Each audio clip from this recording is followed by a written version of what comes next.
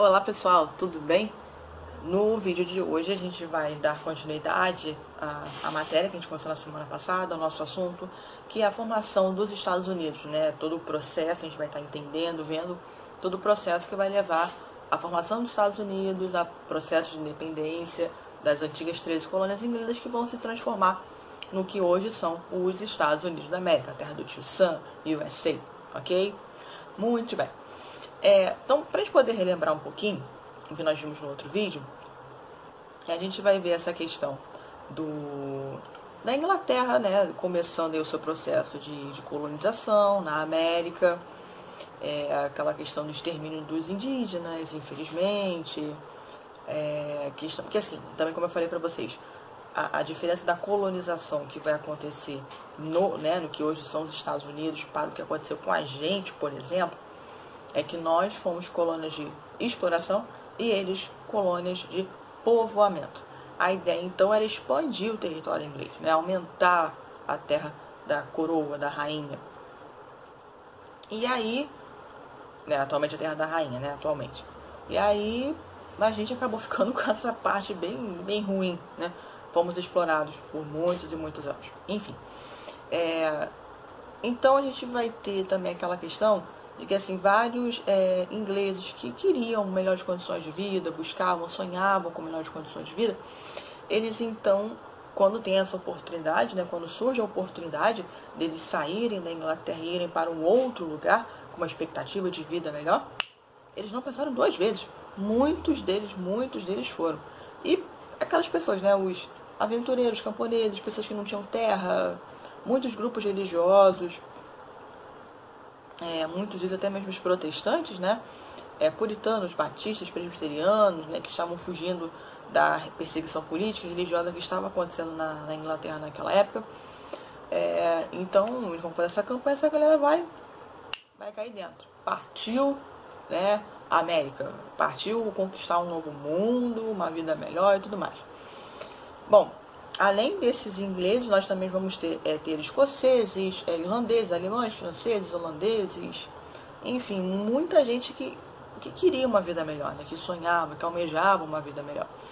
Então, chegando lá, eles então vão desenvolver, a gente vai ter aquela divisão em colônias do norte, colônias do sul, colônias do centro, uma com latifúndio, outra com minifúndio, mão de obra escravocrata, plantation e todas essas coisas. Eu estou precisando só para a gente poder relembrar um pouquinho, tá? Policultura, também o comércio triangular. Como é que funcionava o comércio triangular? O primeiro passo os navios, né, próprios dos ingleses, que eram utilizados pelos colonos, que conseguiam melaço para poder levar para as Antilhas, trocando por rum. Depois trocavam esse rum em armas e tecidos por escravos. E o terceiro passo, né, o segundo e terceiro passo, levavam então esses escravos para serem vendidos nas fazendas, nas Antilhas, e eles voltavam com mais melaço de cana para transformar em rum. A policultura o cultivo, né, de vários produtos, de vários itens. Vamos ter aquelas diferenças entre as colônias do centro, norte e do sul. E aí a gente entra então, né, vamos entrar no assunto na nossa continuação. Muito bem. Já no século XVII, espero que vocês tenham conseguido lembrar, tá, minha gente? No século XVII, vai ser o primeiro século do processo de colonização na América do Norte. A Inglaterra, ela quase não interferia nos assuntos das suas colônias. Ela é tranquila. Era uma metrópole tranquila, digamos assim. Só que no século seguinte, estamos no 17, vamos para o 18. No século seguinte, a Inglaterra ela vai mudar a sua política colonial e ela passa a oprimir e bastante as suas colônias na América. E aí, entre os motivos que vão levar a essa mudança toda, eu vou citar para vocês. A gente vai ter a concorrência bem grande de mercadorias norte-americanas que faziam as inglesas, né, ficarem no chinelo, digamos assim. Então, você vai incomodar bastante eles, porque, perdendo grana. O ano que é good nós não have, né? Estão perdendo grana. E algumas guerras que a Inglaterra vai se envolver, como, por exemplo, a Guerra Franco-Índia, quando os colonos norte-americanos invadiram as terras indígenas, situadas, né, além dos montes Alpaches, Apalaches. Desculpa. E aí os franceses vão reagir, obviamente, que muitos franceses viviam nessa região, e os indígenas também que se aliaram aos franceses. E a Guerra dos 7 Anos, que vai ser entre França e Inglaterra, que vai ser uma disputa dos franceses e dos ingleses por terras que estavam na África, na Ásia e também na América do Norte. A Inglaterra vai vencer esses dois confrontos, mas vai sair dos dois confrontos financeiramente muito abalada, e para poder recuperar vai começar a aumentar os impostos que cobrava as 13 colônias. Era assim que ia conseguir restabelecer a economia, né? Aumentando os impostos. Engraçado que a gente viu isso, né? Quando eu fiz aquele videozinho falando sobre Inconfidência Mineira, essas coisas todas, né? Esses movimentos que aconteceram no Brasil. Muitas das vezes as pessoas pensam que aumento de impostos é a solução para todos os problemas, né? Mas você resolve um problema, mas cria um outro, né? Porque as pessoas vão perder dinheiro, vão ficar sem dinheiro, vão criar, né? Vão gerar dívidas, vai gerar dívidas. Bem, nisso então a gente começa a ter o processo de fato, né? O processo de independência. Estamos no século XVIII. Na segunda metade do século XVIII, a Inglaterra, então, ela vai impor uma série de leis muito opressivas sobre as suas 13 colônias. Cara, era assim, sabe, chumbo em cima de chumbo. Não dava um descanso, né? Eles vieram com uma nova política assim de um século para o outro, sabe? Caíram em cima. Foram pra valer, com água e lenha. Mas aí, vamos lá. Vamos então falar das leis para eu poder fazer uma observaçãozinha para vocês. Vamos lá. Primeira lei. Lei do açúcar. Essa lei, o que ela dizia? Ela aumentava os impostos que os colonos deveriam pagar sobre o melaço, sobre o vinho, o café, a seda, o linho, vinho e linho, tá? Nos seus portos. Eles também obrigavam os colonos a comprar o melaço para fazer o rum que vinha das Antilhas. E o que acontecia, né? Antes os colonos compravam o melaço de quem vendia mais barato. Questão de lucro, né, minha gente? Vamos economizar, obviamente, né? Questão de lógica. E aí, às vezes, era ou das Antilhas francesas ou das holandesas. E aí os colonos, então, organizaram vários protestos, obviamente, que não foram ouvidos contra a lei do açúcar. Como se não bastasse, vamos para mais uma lei. A lei do selo. Essa lei dizia o seguinte: todos os contratos, jornais, cartazes, cartas, certidões, qualquer documento, né, papel que circulava dentro das 13 colônias inglesas, tinha que ter um selo. E esse selo era um selo que comprovava, né, que era da coroa inglesa. Então aquilo ali era para ter mais um domínio, né, mais um controle. Os colonos, então, o que eles vão fazer? Eles vão reagir invadindo as agências postais, os correios, né, da época, e vão queimar todos os selos que existiam. Todos. E aí eles vão criar uma campanha. E essa campanha vai ter um lema, que era assim: sem representação não pode haver tributação. Tá? Então, o que eles queriam dizer? Se você não tinha sido consultado, você não tinha como ser taxado. Tipo assim, eu não fui consultado do aumento do imposto, de criar esse imposto, lei do selo, parará, papã. Se eu não fui consultado, então eu não posso ser taxado. Não estou sabendo de nada. A Inglaterra acabou suspendendo essa lei, mas no ano seguinte, porque isso foi em 1765, mas aí no ano seguinte lançou outros impostos, tá? Né? Deixa barato, né, minha gente? Mais uma lei, a lei do chá. Essa lei do chá vai até levar a uma outra situação, a um outro momento, que a gente já vai falar sobre isso.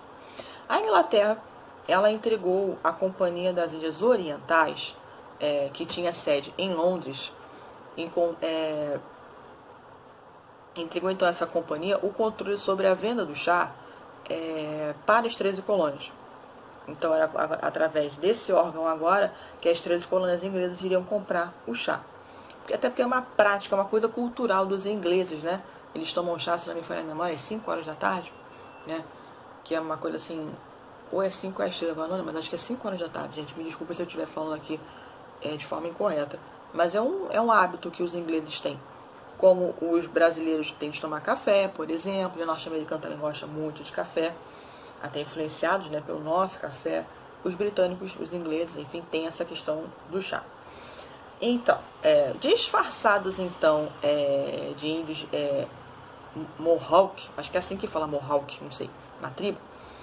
150 colonos, eles vão invadir 3 navios ingleses que estavam lá no porto de Boston, mais especificamente, e vão atirar no mar todas as caixas de chás que estavam naqueles navios.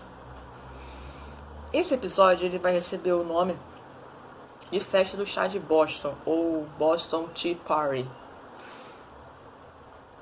Isso vai trazer consequências bem ruins. Isso foi em 1773. A coroa britânica vai perder muito dinheiro, vai perder muito, foi todo o chá embora, acabou. E pozinho caiu na água, já era, né? Não vai ter como reaver isso nunca, jamais. Bom, no ano seguinte, em 1774, a Inglaterra vai responder a essa questão da festa do chá de Boston. Vai então trazer o que nós chamamos de leis intoleráveis.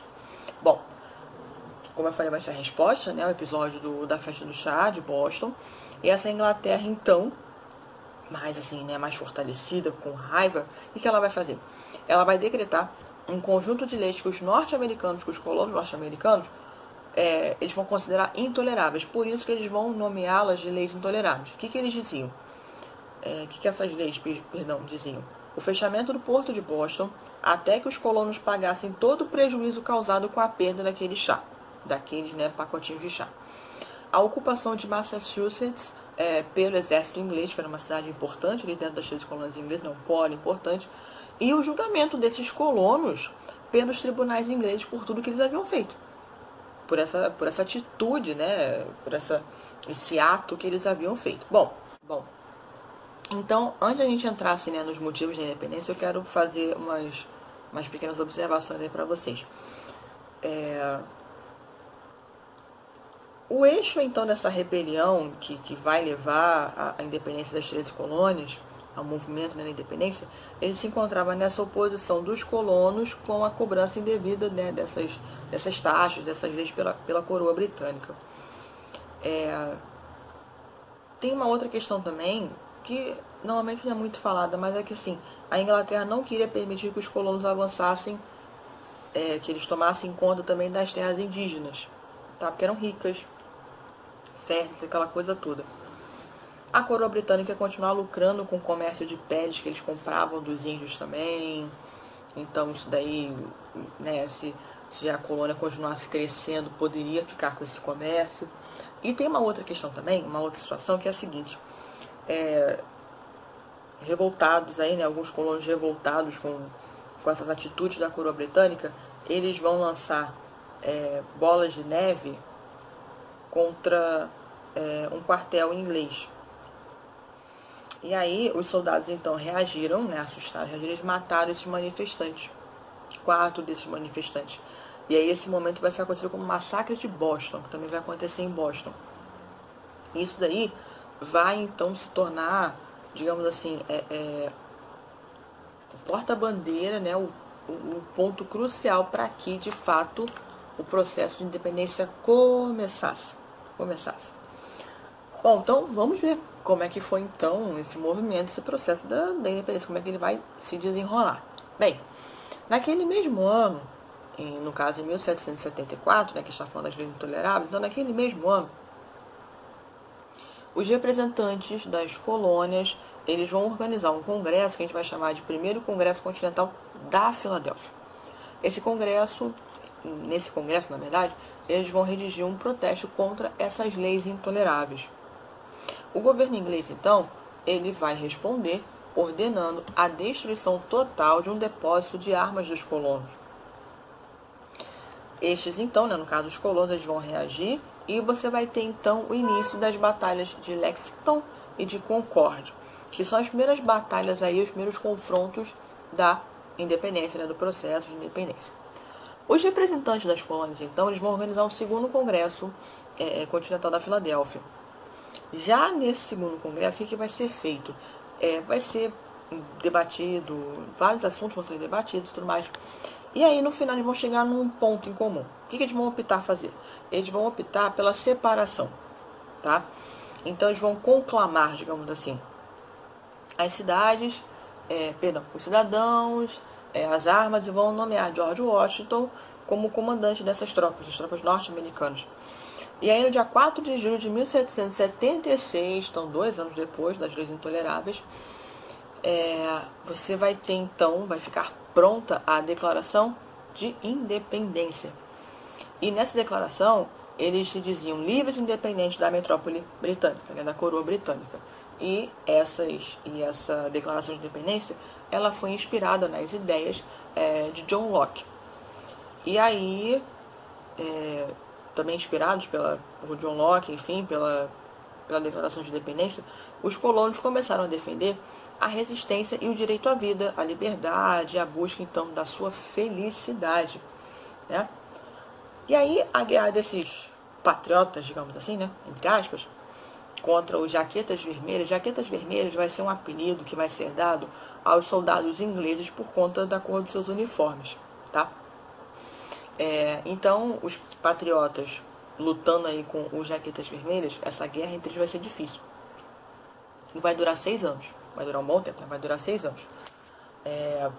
Ao vencer, então, a Batalha de Saratoga, já em 1777, os colonos atraíram o apoio da França, da Espanha e da República das Províncias Unidas, que hoje é a Holanda, que eram antigas rivais da Inglaterra. Então, quando houve esse movimento para poder enfraquecer, né, poder fragilizar a Inglaterra, opa, estamos aí para o que der e vier, tá? Então, essas nações começaram a ajudar as colônias inglesas com armas, soldados, com dinheiro. Então, eles tiveram um apoio, assim, magnífico, né? E aí, com a ajuda externa, os norte-americanos, então, conseguem vencer essa luta.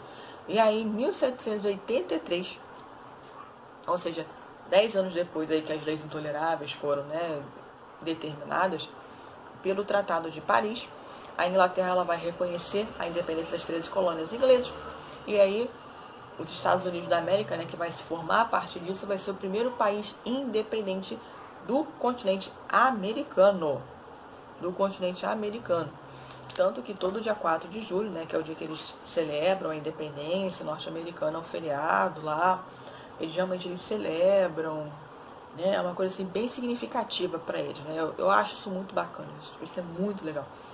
Mas também é aquilo, né, eles lutaram, eles mesmos conquistaram a independência da sua terra. Não foi como a nossa, né? A nossa aí tem uns poréns, né? Tem uns detalhes, tem umas coisas que nos diferenciam da independência deles, por exemplo, né? Bom, vamos continuar então. Dentro desse parâmetro todo, a gente vai ter também a criação da Constituição norte-americana, a Constituição dos Estados Unidos. Mas assim, antes de a gente chegar nisso aí, eu queria ressaltar uma coisa. Os primeiros tempos dos Estados Unidos, nos primeiros anos como Estados Unidos, foram bem difíceis. Os constituintes vão se encontrar divididos. Então, vou ter esse papo que a gente vai entrar nesse assunto da Constituição. Alguns, como Thomas Jefferson, por exemplo, defendiam maior autonomia para os estados. Já alguns que tinham o mesmo pensamento como George Washington, eles já eram favoráveis ao governo central. Então, você já começa mesmo assim, pessoas do mesmo lugar, mas com pensamentos diferentes, né, com vontades diferentes para a nova nação. Então, isso pode gerar atrito, conflito, a gente já vai entrar aí, tá? Essa Constituição norte-americana, que ela vai ser criada em 1787, ela está em vigor até hoje nos Estados Unidos. Mas ela já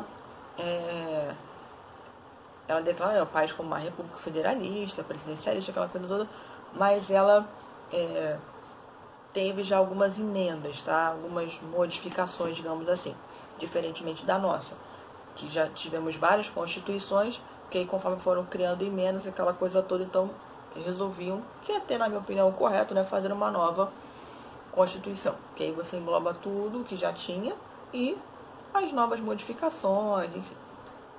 Bom, então os Estados Unidos estavam livres, não tinham mais ligação alguma com a metrópole inglesa. Então tinha que organizar o país, criar uma Constituição, pensar nos direitos, deveres dos cidadãos, aquela coisa toda. Essa Constituição então vai ser criada, como eu falei para vocês, em 1787. É a mesma até hoje, como né, mesmo tendo recebido aí algumas emendas constitucionais. Bom, essa Constituição, ela define então os Estados Unidos como uma república federalista e presidencialista, como é até hoje. Federalista porque as ex-colônias, elas passaram então a ser, digamos assim, a ser estados, a ganhar autonomia, criar suas próprias leis, organizar o seu exército, pedir empréstimo no exterior, andar com as próprias pernas. Traduzindo. Os poderes, né, foram baseados nas ideias de Montesquieu, lá no Iluminismo, e divididos nos 3 poderes: legislativo, executivo e judiciário, como nós também, né, como acontece aqui no Brasil. Então, o poder executivo, ele cabe a quem? Ao presidente. Que era naquela época eleito de forma indireta. Os eleitores de cada estado, eles escolhiam seus delegados, que formavam então um colégio eleitoral e que, por sua vez, elegia esse presidente. E para poder exercer o poder legislativo, foi criado então um congresso, que era composto por 2 câmaras, a Câmara dos Representantes e o Senado. O judiciário, ele era exercido no âmbito federal pela Suprema Corte, que deveria garantir o cumprimento das leis. E aí também, dentro dessa questão da república e tudo mais, vai ter, ainda falando da Constituição, o seguinte: no início da Constituição norte-americana, tem uma frase que é assim: nós, o povo dos Estados Unidos. Tá? Mas vamos lá, agora eu faço um questionamento para vocês. Será que nesse nós aí, todo mundo que morava naquela época estava fazendo parte daquilo ali? Será? A resposta é não. Tá? Por quê? Você ainda tinha uma quantidade de indígenas ali, e eles não vão ser considerados, não seriam considerados nunca o povo dos Estados Unidos. Então, ó, esqueça os indígenas. A questão da independência para os indígenas foi uma coisa assim muito ruim. Não trouxe vantagem alguma, não ajudou de forma alguma, tá? E aí o que vai acontecer? Vai aumentar ainda mais a pressão dos colonos sobre essas terras indígenas a oeste do Mississippi. E os descendentes dos africanos? Porque os africanos foram levados para lá para trabalharem como escravos. Será também que eles fazem parte disso aí? Também não. Não teve significado nenhum para os africanos essa Constituição norte-americana. Não teve nenhum.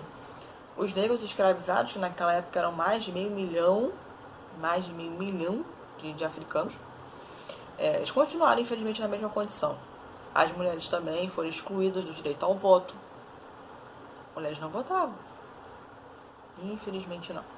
Então, na prática, assim, né, na teoria é lindo, maravilhoso, um sonho. Mas, na prática,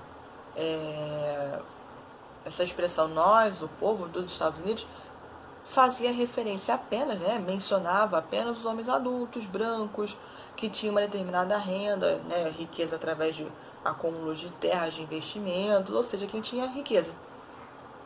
Quem tinha um status, né? A maioria dos habitantes dos Estados Unidos naquela época acabaram ficando excluídos desse processo político, né? Eles, infelizmente, não tinham voz, não tinham vez. Isso vai ser muito diferente com a gente também, não. Vai ter um período aí da história do Brasil que só poderiam votar homens maiores de idade, com uma determinada renda. Grande parte da população não votava. Não votava. A mulher só vai ter direito ao voto no governo Vargas. Só no governo Vargas. Então, ó, vai ser muito tempo aí de um governo que realmente não